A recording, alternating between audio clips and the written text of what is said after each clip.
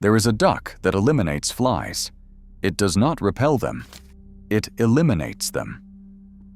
Research published in the Journal of Economic Entomology shows that Muscovy ducks remove adult houseflies 30 times faster than commercial bait cards or traps. In controlled field trials conducted in calf pens, the presence of Muscovy ducks resulted in an 80 to 90% reduction in fly populations, not through passive deterrence, through active predation. They snap flies out of the air mid-flight with the precision of a trained hunter. This is different from chickens. Chickens scratch through manure, and that exposes fly larvae to air, which can inadvertently help them hatch.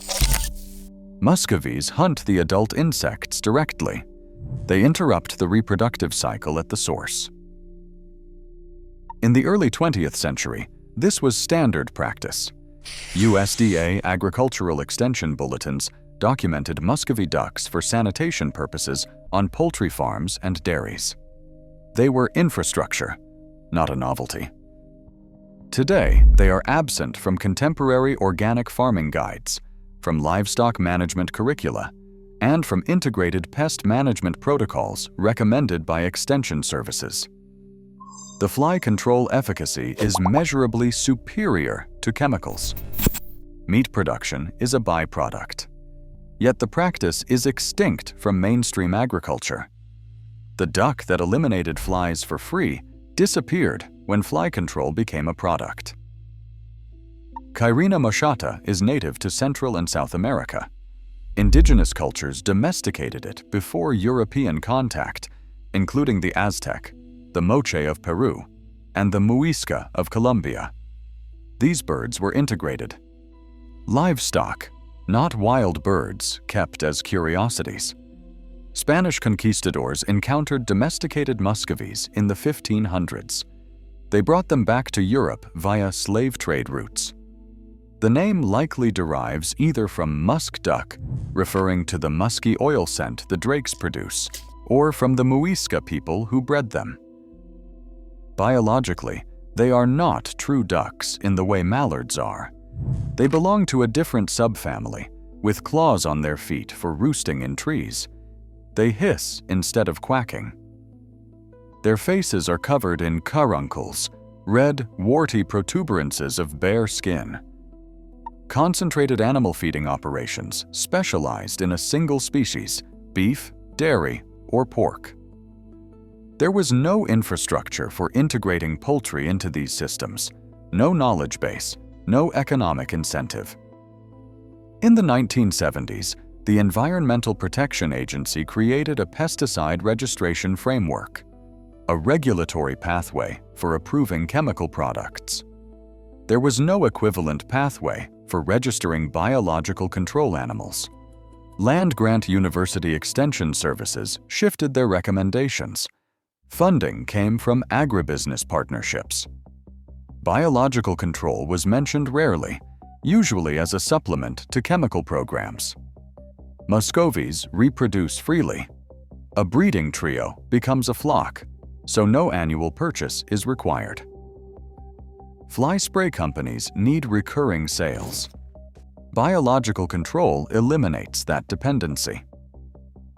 Concentrated livestock created fly explosions too large for ducks to manage. Industry then used that crisis to justify chemicals on every farm. By the 1970s and 1980s, chemical fly control had become the baseline expectation. Farms without spray programs were seen as unsanitary. Chemicals became the standard against which cleanliness was measured. The organic farming movement promoted biological pest control, ladybugs for aphids, lacewings for thrips, parasitic wasps for caterpillars. But livestock-based pest control was rarely mentioned in Rodale press texts or other influential organic literature. Industrial livestock operations became physically incompatible with free-ranging ducks.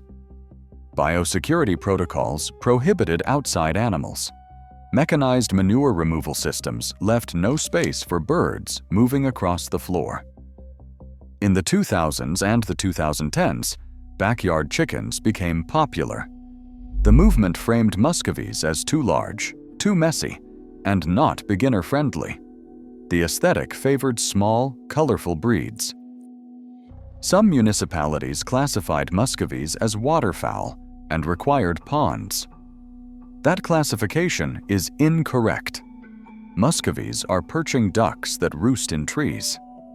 Still, zoning barriers remained. The caruncled faces became a cultural problem. Compared to the smooth, feathered faces of mallard-derived ducks, Muscovies were seen as ugly. Aesthetic bias shaped which birds were marketed to new farmers. Today, Muscovies are sold as a meat duck and as a homestead specialty. Their original function, integrated pest management, has been erased from common knowledge. They were not banned. They were simply not mentioned. And within a generation, no one remembered what they were for. Muscovies reproduce freely. A breeding trio becomes a self-sustaining flock. After the initial purchase, there is no recurring cost. This eliminates annual fly spray purchases. The customer relationship ends. Fly reduction varies by flock size and by farm layout. You cannot print guaranteed 90% reduction on a product label. Modern agriculture requires standardization, and Muscovies cannot provide it. Industrial operations cannot integrate free-ranging poultry. Biosecurity protocols and mechanized manure removal are incompatible. Muscovies require daily management. Modern agriculture optimizes for labor elimination through purchased inputs. There is no way to mechanize duck application. You cannot spray them through misting systems. They do not fit industrial application infrastructure. The regulatory framework has no category for them. EPA regulates pesticides. USDA regulates livestock.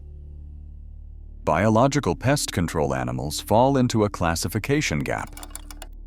Effective use requires knowledge of stocking ratios, duck behavior, and integration practices. That knowledge broke when the practice faded. Extension services stopped teaching it. A fly control system that requires no annual purchase cannot be sold, so it cannot be recommended by those who sell fly control. The regenerative agriculture movement promotes multi-species grazing systems that are physically compatible with Muscovy integration, but the knowledge is absent from curricula and extension guidance. Muscovies are heat-tolerant, thriving in humid climates where chemical sprays degrade quickly. Their biological advantage increases where chemicals perform worst. Small-scale regenerative farms are rediscovering Muscovies through trial and error, not through formal extension recommendations. The knowledge persists at the margins. The chemicals stopped working. The alternative had already been forgotten. A duck that eliminates 80 to 90% of flies. It produces lean meat and reproduces freely. It was standard practice in early 20th century American agriculture, and now it is absent from agricultural guidance. Modern agriculture values products with guaranteed percentages and predictable application. Muscovies excel in metrics that have no market, including self-perpetuation, dual-purpose efficiency, and zero chemical residue. The practice is documented in early 20th century USDA bulletins, in trials published in the Journal of Economic Entomology, and in Caribbean farm systems. The information was never lost. It was removed from accessible recommendations. The biological reality has not changed. Muscovies still predate flies at documented rates, convert pest biomass into protein, and reproduce without purchased inputs. The question is not whether we should use Muscovies again. The question is what other solutions were optimized out when agriculture became a market for products instead of systems. Systems built on recurring chemical sales cannot accommodate animals that eliminate the need for chemicals. Muscovy ducks did not stop eliminating flies. We simply built an agriculture that could not profit from flies being eliminated for free. Then, we forgot they ever did it. If this vault opened something for you, subscribe to Green Vault. We are uncovering the systems industrial agriculture taught us to forget. The next vault opens soon.